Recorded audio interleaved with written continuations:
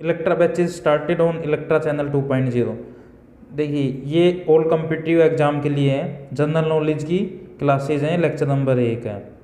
ठीक है, ये special SSC, HCS Haryana civil service, HSSC जितने भी एग्ज़ाम है सब में ही ऑल ओवर इंडिया में जितने भी एग्ज़ाम होते हैं, हर स्टेट लेवल एग्ज़ाम और सेंट्रल लेवल एग्ज़ाम सब में आता है। तो ये जनरल नॉलेज है, ये स्टार्ट किए हैं। तो लेक्चर नंबर 1 है, स्टार्ट करते हैं। जीके स्टार्ट करते हैं आज। देखिए राष्ट्रपिता सबसे पहले हैं महात्मा गांधी। इनका जन्म कब हुआ था? 2 अक्टूबर 1869 में गुजरात के पोरबंदर नामक स्थान पर हुआ था। इन्होंने इंग्लैंड से वकालत की थी 1893 में और भारतीय अफ्रीका के अश्वेत लोगों पर हो रहे अत्याचार रंग भेद की नीति के विरुद्ध इन्होंने आंदोलन किए थे। इन्होंने सत्य और अहिंसा की नीति अपनाई थी। जो 1917 से 1947 का युग है वो गांधी युग के नाम से जाना जाता है। देखिए सबसे पहले इन्होंने जो अपने सुभाष चंद्र बोस हैं, सुभाष चंद्र बोस ने इनको राष्ट्रपिता कहा था सबसे पहले, और रविंद्रनाथ टैगोर ने इन्होंने क्या कहा था? महात्मा कहा था। और पंडित जवाहरलाल नेहरू ने सबसे पहले बापू कहा था।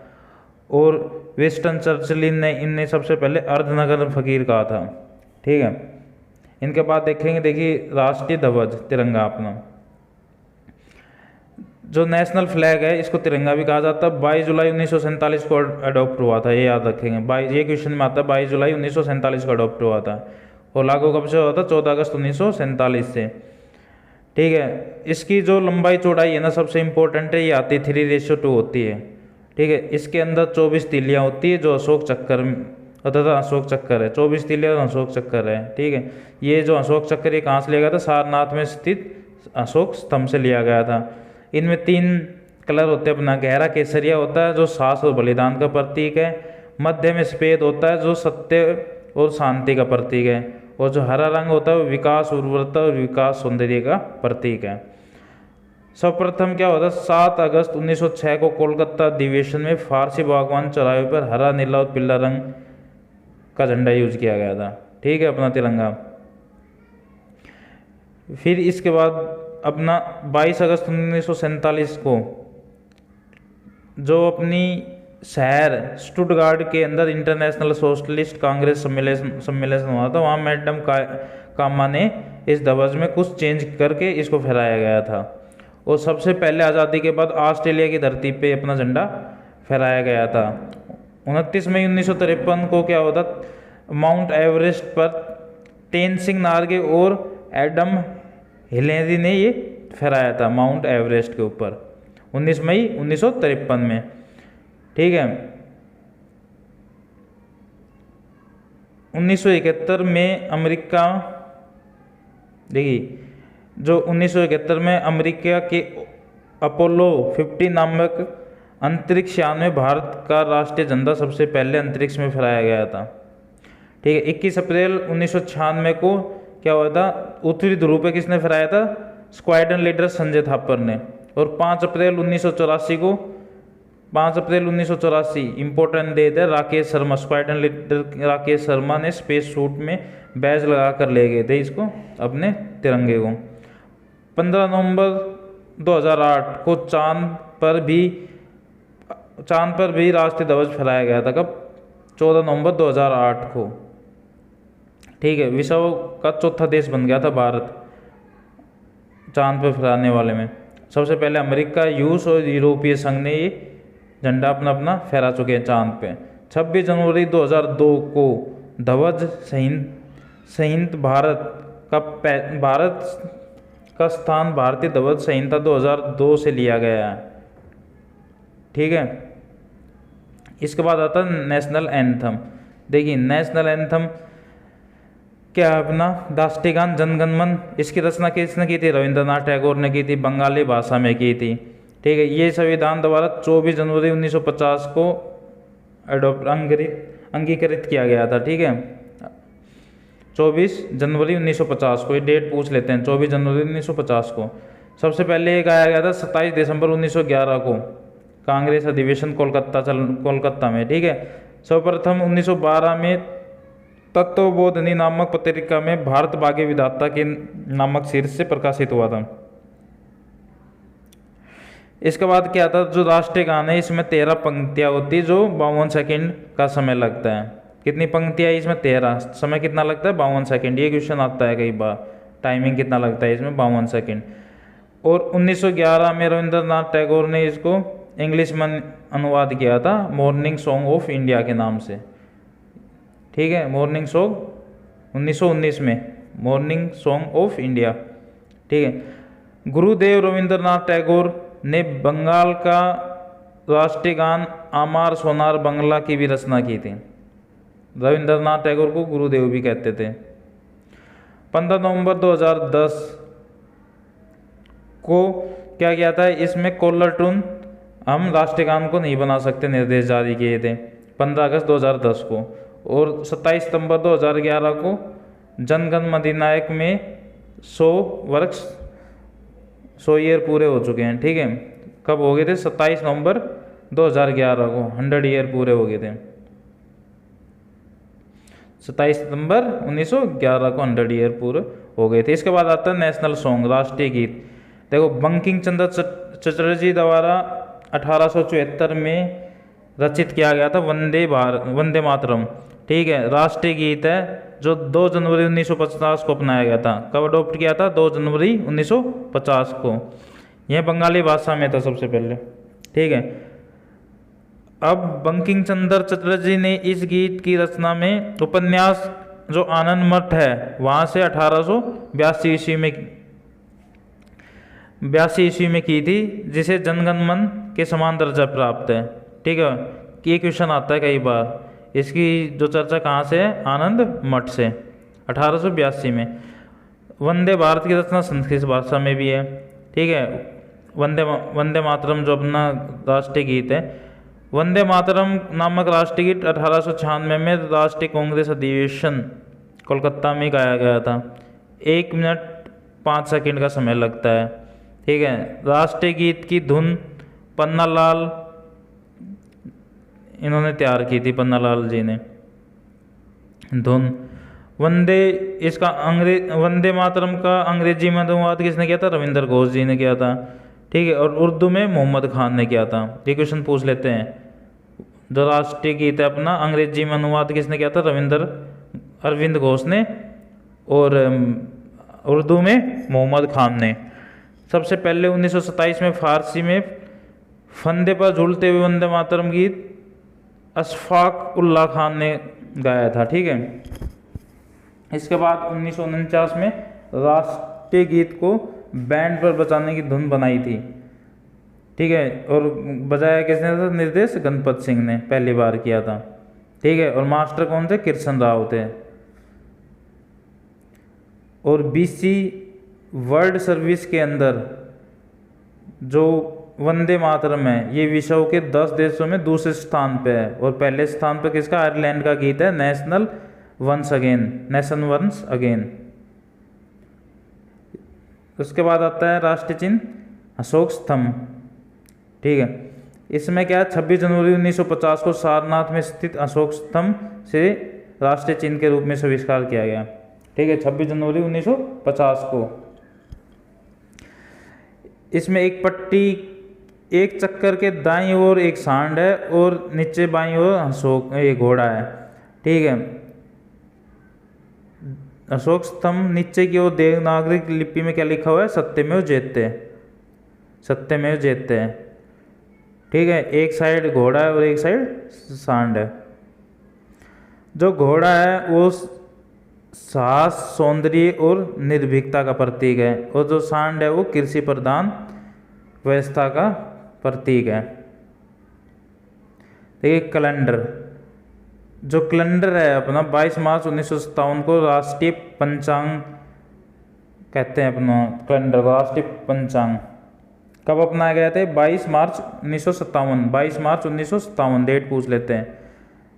ठीक है, इसमें क्या होता है? जो अपना कैलेंडर है इसमें 12 मंथ होते हैं, जो 22 मार्च की तारीख होती है ना वहाँ से स्टार्ट होते हैं। तो इसमें 12 महीना होते हैं: चैत्र, बैसाख, जेठ, आषाढ़, सावन, भाद्रपद, अश्विनी, कार्तिक, मार्गशीर्ष, पौष, माघ, फागुन। ये कहाँ से स्टार्ट होते हैं? 22 मार्च की तारीख से फर्स्ट स्टार्ट होता है चैत्र। ठीक है। इसके बाद आता है अपना राष्ट्रीय पशु, ये क्या है, टाइगर अपना बाघ। इसको देखिए, जो ये पैंथरा टाइग्रिस लिनियास है, ये है इसका साइंटिफिक नेम, टाइगर का साइंटिफिक नेम पैंथरा टाइगरस लिनियास, ठीक है। और इसमें देखिए क्या आता है, 22 ये बाघों की संख्या घट गई थी, तो अप्रैल 1993 में भारत सरकार ने बाघ परियोजनाएं बनाई थी। अप्रैल 1973 को, अप्रैल 1973 को बाघ परियोजना की शुरुआत की गई थी, ठीक है।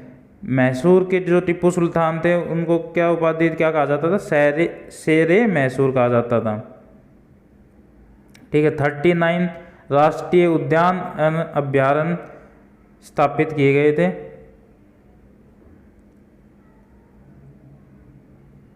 भारत में केवल गुजरात में सिंह है जो नेशनल एनिमल का दर्जा प्राप्त लिया गया था 1967 में। भारत का राष्ट्रीय पशु 1967 में क्या था, सिंह था। अब देखिए पक्षी, राष्ट्रीय पक्षी पिकॉक 1973 में राष्ट्रीय पक्षी घोषित कर दिया गया था। पिकॉक का साइंटिफिक नाम क्या है, साइंटिफिक पावो क्रिस्टेमसस, ठीक है।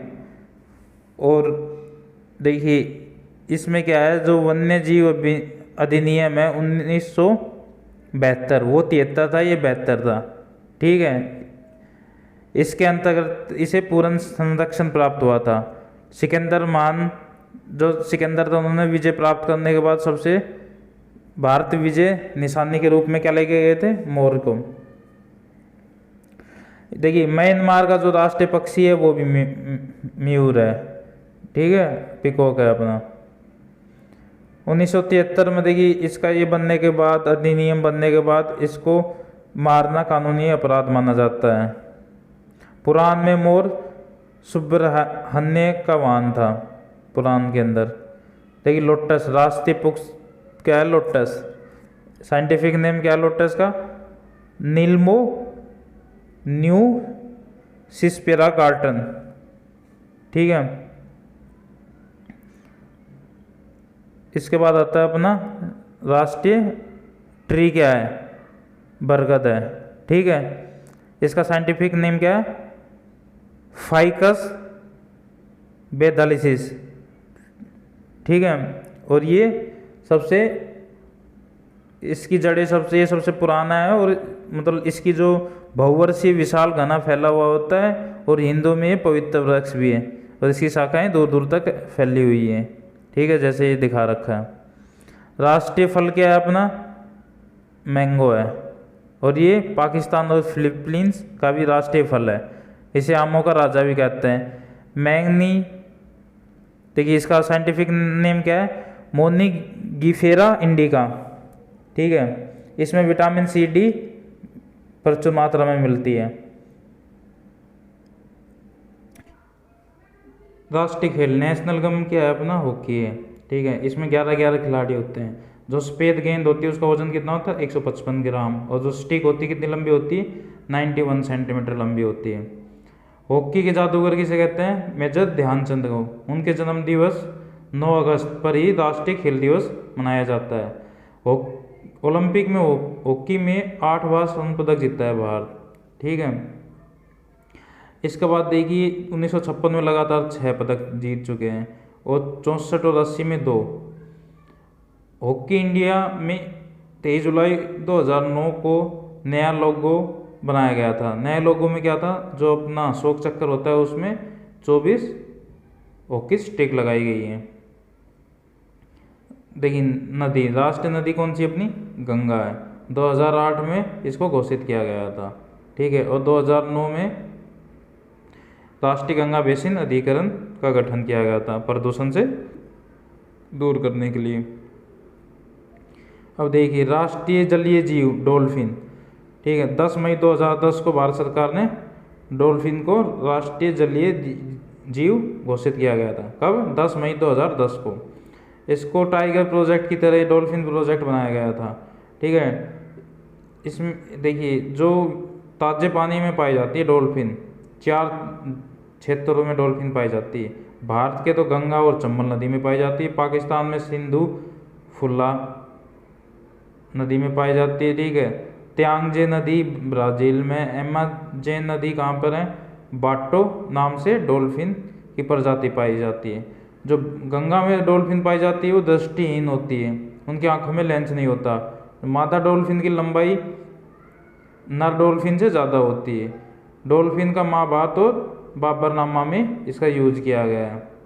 इसका राष्ट्रीय मुद्रा देखिए, राष्ट्रीय जो मुद्रा होती है अपने रुपीज़ हैं, जो 15 अगस्त 2010 को नया प्रतीक ऐसे आर रे के अंदर क्रॉस लिया गया है, देवनागरिक में लिपि में, ठीक है। इसके बाद देखिए राष्ट्रीय स्मारक अपना क्या है, इंडिया गेट। इसमें क्या है, इंडिया गेट के ऊपर ये नेशनल मोन्यूमेंट है जो 90,000 सैनिकों की याद में 1931 में बनाकर दिया गया था। प्रथम विश्व युद्ध और अफगान युद्ध ब्रिटिश सेना की तरफ से लड़े थे। 10 फरवरी 2021 को Duke of cannot Akhil Bharatiya युद्ध स्मारक जो इंडिया गेट कहलाता है नींव रखी गई थी। इसका डिजाइन किसने किया था, सर एडविन लुटियंस ने किया था। ऑल इंडिया वार मेमोरियल कहा जाता था पहले इसको। 26 जनवरी 1972 में गेट मेहराब के नीचे दिसंबर 1971 में भारत पाक युद्ध में मारे गए जवानों के प्रति श्रद्धांजलि के रूप में एक स्मारक अमर ज्योति से जोड़ा गया था जो सदा जलती रहती है, ठीक है। इसके बाद आता है राष्ट्रीय भाषा हिंदी। देखिए हिंदी जो राष्ट्रीय भाषा है इस अनुच्छेद 3411 के अंदर है, यही क्वेश्चन आता है मैक्सिमम। प्रथम राजभाषा 1955 में बीजी खेर की अध्यक्षता में गठित किया गया था। देखिए सबसे पहले जब 8वीं अनुसूची में 14 भाषाएं थी, उसके बाद अब टोटल 22 भाषाएं हैं, जिनमें कौन कौन सी शामिल है, हिंदी, बंगाली, तमिल, मराठी, पंजाबी, सिंधी, मलयालम, असमिया, तेलुगु, उड़िया, संस्कृत, गुजराती, कश्मीरी, कन्नड़, मणिपुरी, डोगरी, संथली, उर्दू, कोंकणी, नेपाली, बोडो, मैथिली, ठीक है। ये 22 भाषाएं हैं। और जो राष्ट्रीय पशु विरासत पशु किसे कहते हैं, जो विरासत पशु है वो एलिफेंट है, जो 22 अक्टूबर 2010 को घोषित किया गया था, ठीक है। एक प्रोजेक्ट चलता है, प्रोजेक्ट एलिफेंट 1992 में चलाया गया था। और जो देवता इंद्र का एरावत नामक का हाथी था, ठीक है, वाहन था। राजस्थान में आमेर का किले के पास कुंडा गांव में जो 20 जून 2010 को देश का पहला हाथी गांव घोषित किया गया था, जो विश्व का तीसरा हाथी गांव है, ठीक है। और अन्य चिन्ह देखो ये हैं, ये पता ही है। राष्ट्रीय पर्व कौन से होते हैं, राष्ट्रीय 26 जनवरी, गणतंत्र दिवस, राष्ट्रीय स्वतंत्रता दिवस, गांधी जयंती, ठीक है। राजभाषा हिंदी, ये पता ही है, ये जो अभी बताए हैं वही है, ठीक है।